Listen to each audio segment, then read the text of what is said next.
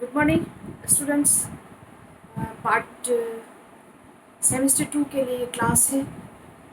Normal probability को लगभग मैंने ख़त्म कर दिया है, सिर्फ उसके जो बोर्ड वर्क है वो हम बाद में करेंगे।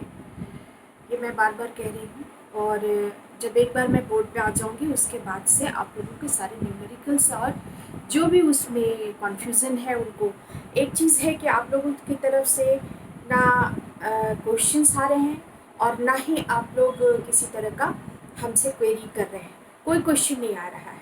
तो ये थोड़ा सा परेशानी दे रहा है कि आप लोग समझ रहे हैं कि नहीं। नॉर्मल प्रोबेबिलिटी कर्व से क्वेश्चंस बहुत कम आते हैं, हमेशा कम आते रहे हैं, ना के बराबर।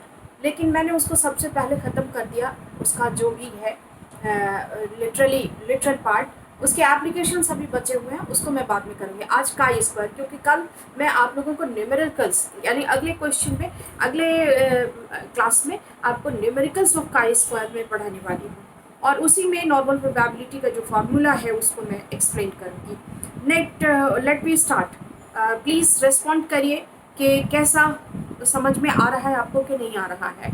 तो हम आज काई स्क्वायर एक नॉन पैरामीट्रिक स्टैटिस्टिक्स है। तो नॉन पैरामीट्रिक स्टैटिस्टिक्स है। आज थोड़ी सी बात हम आप लोगों से ये कर लें कि there is two types of statistics, एक नॉन पैरामीट्रिक स्टैटिस्टिक्स और दूसरा पैरामीट्रिक स्टैटिस्टिक्स। पैरामीट्रिक स्टैटिस्टिक्स और नॉन पैरामीट्रिक स्टैटिस्टिक्स में फ़र्क ये है कि पैरामीट्रिक जो है वो बहुत ही स्टैंडर्डाइज्ड वैल्यूज़ पर काम करते हैं और और ऐसे स्टैटिस्टिकल मेथड्स उसमें लगाए जाते हैं जिनका बहुत ही ज़्यादा रिलायबिलिटी जिनकी ज़्यादा होती है। ये इनका थोड़ा सा हल्का सा मैं आपको डिफाइन कर दें। नॉन पैरामीट्रिक स्टैटिस्टिक्स ऐसे हैं जिनका इस्तेमाल परिस्थिति के अनुसार तो किया जाता है, लेकिन इससे प्राप्त जो इससे जो प्राप्त निष्कर्ष होते हैं या परिणाम जो प्राप्त होते हैं उनको बहुत ज़्यादा रिलायबल हम नहीं मान के चलते हैं।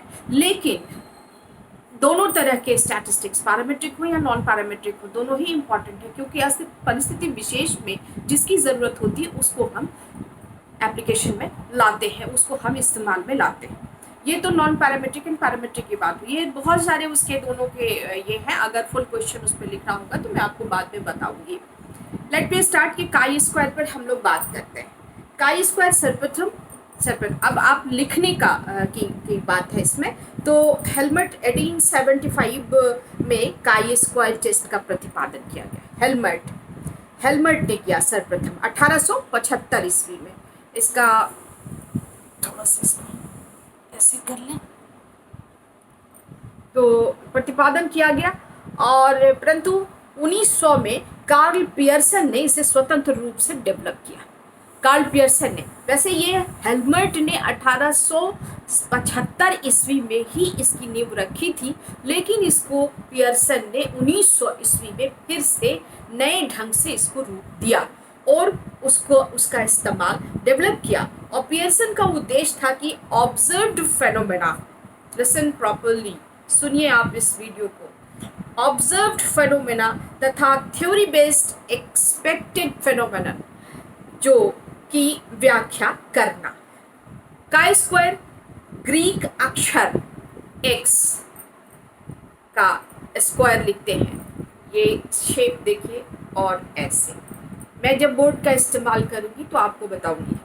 तो काई स्क्वायर से संबोधित किया जाता है, ये ग्रीक का सिंबल है, तो उससे संबोधित किया जाता है। पियर्सन ने विभिन्न वर्गों के ऑब्जर्व्ड एंड एक्सपेक्टेड फ्रीक्वेंसी के आधार पर काई स्क्वायर की कल्पना की। विभिन्न ऑब्जर्व्ड एंड एक्सपेक्टेड फ्रीक्वेंसी के आधार पर काई स्क्वायर की कल्पना की थी, और इसी आधार पर ग्रुप के डिफरेंस के सिग्निफिकेंस की जांच का प्रस्ताव किया। काई स्क्वायर, अब इसके जो पॉइंट्स है वो आपको लिखा देते हैं हम।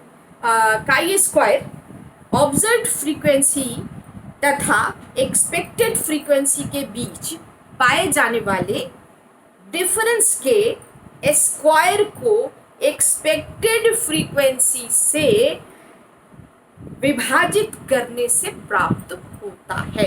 फिर एक बार दोहरा रहे इसको कि काई स्क्वायर ऑब्जर्व्ड फ्रीक्वेंसी तथा ऑब्जर्व फ्रीक्वेंसी तथा एक्सपेक्टेड अनुमानित वर्गांतर फ्रीक्वेंसी जो होता है बारंबारता के बीच पाए जाने वाले डिफरेंस के स्क्वायर को एक्सपेक्टेड फ्रीक्वेंसी से विभाजित करने पर प्राप्त होता है। ये एक पॉइंट हुआ। दूसरा पॉइंट, जब एक वेरिएबल से रिलेटेड कई ग्रुप हो तो उनके डिफरेंस के सिग्निफिकेंस की जांच काई स्क्वायर टेस्ट के आधार पर किया जाता है। ये भी हो गया। तीसरा, फिर से इसको दोहरा दें, जब एक वेरिएबल से रिलेटेड कई ग्रुप हो तो उनके डिफरेंस के सिग्निफिकेंस की जांच काई स्क्वायर टेस्ट के आधार पर किया जाता है। तीसरा पॉइंट है, टी टेस्ट की तरह काई स्क्वायर भी डिफरेंस के टी टेस्ट की तरह जो पैरामीट्रिक स्टैटिस्टिक्स है, टी टेस्ट की तरह काई स्क्वायर भी डिफरेंस के सिग्निफिकेंस की जांच करता है। ये नॉन पैरामीट्रिक स्टैटिस्टिक्स है और पैरामीट्रिक स्टैटिस्टिक्स में टी का जो काम है कि डिफरेंस के सिग्निफिकेंस की जांच करता है और ये भी कि एक निश्चित स्तर पर पहुंचने पर ही सार्थक होता है। एक निश्चित स्तर पर पहुंचने पर ही सार्थक होता है। ऑब्जर्व तथा यहाँ पे एक चीज़ है कि हम गैरेट का नाम लेना चाहेंगे कि गैरेट जो एक बहुत ही स्टैटिस्टिशियन थे, बहुत मशहूर स्टैटिस्टिशियन थे, उनका नाम हम लेना चाहेंगे कि गैरेट के अनुसार ऑब्जर्व तथा एक्सपेक्टेड फ्रीक्वेंसी के अंतर को स्क्वायर करके प्रत्येक केस में एक्सपेक्टेड फ्रीक्वेंसी से भाग देने से प्राप्त फलों या कोशेंट्स का कुल योग काई स्क्वायर है।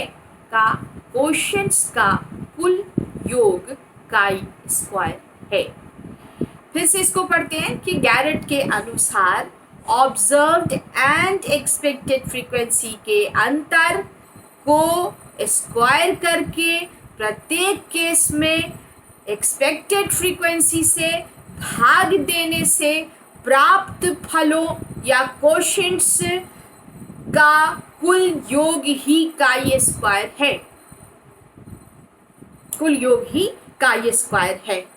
चैपलिन के अनुसार, अब एक दूसरी परिभाषा भी हम लोग देख लेते हैं कि चैपलिन के अनुसार काई स्क्वायर ऑब्जर्व्ड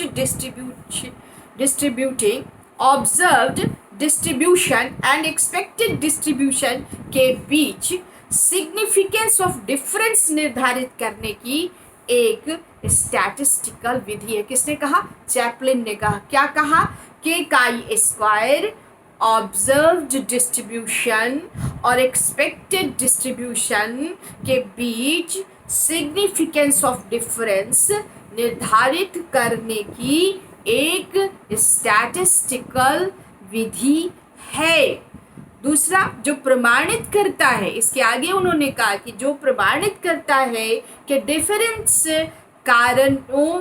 कारकों के प्रभाव, डिफरेंस कारकों फैक्टर्स के प्रभाव से कारणवश उत्पन्न हुआ है जो भी भेद है वो जो भी भेद हुआ है वो डिफरेंस फैक्टर्स के प्रभाव से कारणवश उत्पन्न हुआ है या संयोगवश उत्पन्न हुआ है। ये उत्पत्ति जो है वो बिल्कुल फोर्स नहीं है बल्कि एक अचानक संयोग से उत्पन्न होने वाली है। उपर्युक्त विवेचना से स्पष्ट है। ये क्वेश्चन को सुन के बार बार आप लोग नोट कीजिएगा। ये काई स्क्वायर का डेफिनेशन और है इसलिए इसको आप लोग एज नोट, मैं फोटो खींच के डाल दूं, इससे अच्छा है कि मैं बोल के बता दूं आपको। तो उपर्युक्त तो विवेचना से स्पष्ट है कि काई स्क्वायर ऑब्टेन्ड तथा ऑब्जर्व्ड फ्रीक्वेंसी के, ऑब्टेन्ड जो हम प्राप्त करते हैं और ऑब्जर्व्ड जो हम देख के अनुमान करते हैं, तो ऑब्जर्व्ड ऑब्टेन्ड तथा ऑब्जर्व्ड फ्रीक्वेंसी के डिफरेंस की जांच है। काई स्क्वायर क्या है? उपर्युक्त विवेचना से चैपलिन और गैरेट के परिभाषा से स्पष्ट है कि काई स्क्वायर ऑब्टेन्ड तथा ऑब्जर्व्ड फ्रीक्वेंसी के डिफरेंस की जांच करता है। क्लियर हुआ? और परंतु ये ऑब्जर्व तथा एक्सपेक्टेड फ्रीक्वेंसी के प्रोपोर्शंस तथा परसेंटेजेस के सिग्निफिकेंस ऑफ डिफरेंस की जांच करता है, लेकिन ये ऑब्जर्व्ड और एक्सपेक्टेड फ्रीक्वेंसी के प्रोपोर्शंस और प्रॉपर्टीज, प्रॉपर्टीज नहीं, परसेंटेजेस, परसेंटेज प्रतिशत के सिग्निफिकेंस के डिफरेंस की जांच करता है। काई स्क्वायर की शून्य परिकल्पना HO हाइपोथेसिस जो होती है वो ये है परिकल्पना। अब आप इसको मेजर नंबर वाइज आप थोड़ा सा इसको लिखेंगे, 1 2 3 4 है, इसमें 1 2 है, उसको लिख लेते हैं। काई स्क्वायर की शून्य परिकल्पना ये होती है, लिखिए, मेजर्ड प्रॉपर्टीज और ट्रेड्स तथा पॉपुलेशन, मेजर्ड प्रॉपर्टीज और ट्रेड्स तथा पॉपुलेशन के ट्रेड्स और क्वालिटीज में डिफरेंस 0 होता है। क्या चीज़ है? मेजर्ड प्रॉपर्टीज और ट्रेड्स और पॉपुलेशन के, और ट्रेड्स, मेजर्ड प्रॉपर्टीज और ट्रेड्स, जो ट्रेड्स हैं जिनको हम नापते हैं, शील गुणों को जो हम नापते हैं, और पॉपुलेशन के ट्रेड्स जो जनसंख्या की क्या गुण है उन, और क्वालिटीज़ हैं उसके जो विशेषताएं हैं, में डिफरेंस 0 होता है। किसमें? जो शील गुण है जिसको हम नाप रहे हैं, और जो जनसंख्या का गुण है जिसको हम क्वालिटीज़ कहते हैं, जनसंख्या की जो क्वालिटी है उसका डिफरेंस ऑलवेज माना गया है कि 0 होता है। चलिए आगे आइए, दूसरा पॉइंट है HO हाइपोथेसिस जिसको कहते हैं, शून्य परिकल्पना के अनुसार टेस्ट के आधार पर प्राप्त वैल्यू, टेस्ट के आधार पर प्राप्त वैल्यू तथा किसी हाइपोथेसिस या थ्योरी के आधार पर प्राप्त वैल्यू का डिफरेंस 0 होगा। फिर से एक बार दोहराते हैं इसको, वीडियो लंबा हो रहा है, के अनुसार टेस्ट के आधार पर प्राप्त वैल्यू तथा किसी हाइपोथेसिस या थ्योरी के आधार पर प्राप्त वैल्यू का डिफरेंस जो है वो 0 होगा। नेक्स्ट आइए, यानी ऑब्जर्व्ड और एक्सपेक्टेड फ्रीक्वेंसीज में कोई अंतर नहीं होगा। ऑब्जर्व फ्रीक्वेंसीज और एक्सपेक्टेड फ्रीक्वेंसीज में कोई अंतर नहीं होगा। यदि, नेक्स्ट पॉइंट है, यदि थोड़ा डिफरेंस है तो वो सिग्निफिकेंट नहीं है। नेक्स्ट पॉइंट है कि यदि थोड़ा डिफरेंस है तो वो सिग्निफिकेंट नहीं है। नेक्स्ट पॉइंट है, इसे संयोग की देन मानते हैं, यानी संयोगवश ये डिफरेंस उत्पन्न हो गया। किसमें? Observe frequencies and obtained frequencies के बीच में। तो इसे संयोग की देन मानते हैं और हाइपोथेसिस को स्वीकार कर लेते हैं। यदि, नेक्स्ट पॉइंट, यदि अंतर सार्थक आता है तो शून्य परिकल्पना को अस्वीकार कर देते हैं।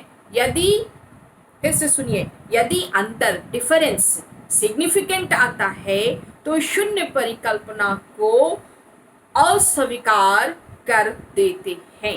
सार्थक आने पर, सार्थक नहीं आया तो वो हम हाइपोथेसिस को मान लेंगे, क्योंकि हमेशा काई स्क्वायर ये मान के चलता है कि जो भी डिफरेंस आता है वो किसी संयोग से आता है। यानी सार्थकता में अगर अगर सार्थक आ रहा है तो शून्य परिकल्पना को रिजेक्ट कर देंगे, सिलेक्ट नहीं करेंगे।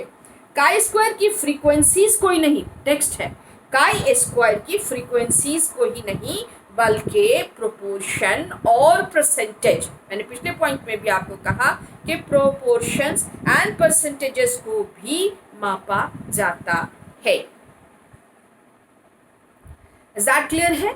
अब हम आपको इसका फॉर्मूला लिख के दिखाएंगे बोर्ड पर, आप इसको इसमें जोड़ लीजिएगा।